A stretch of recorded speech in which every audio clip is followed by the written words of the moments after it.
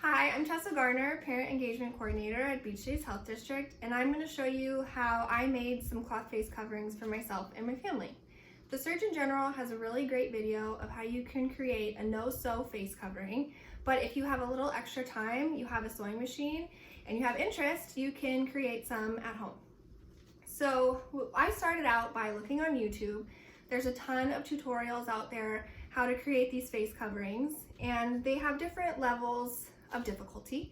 I chose one that was maybe a medium level, but it's really trial and error, so just try it and then see how it goes. What I did was I used some extra cotton fabric that I had around the house.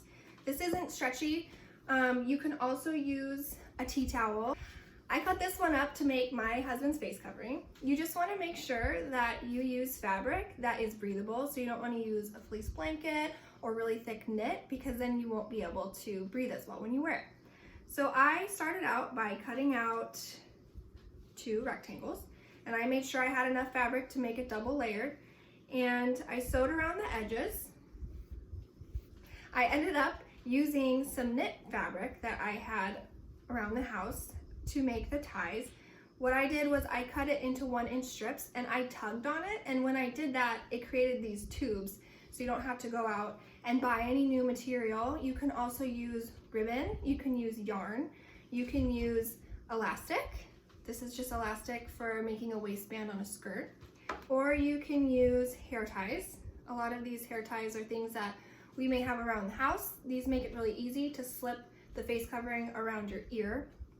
I made one where I cut the hair tie in half and I fastened it onto the corners of the face covering, but you can just make sure it works for you and it's comfortable that way.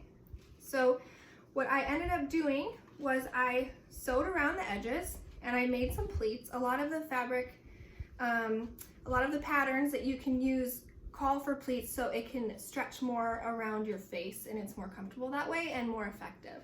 So what I did is I fastened the knit to the corners, I sewed the pleats, and then it's ready to try out. So a lot of the times the ties are really long. That just can account for how tight you like it, how big your head is, who's wearing it. I know that for my husband's head, his head's a little bigger than mine, so his ties are a little different.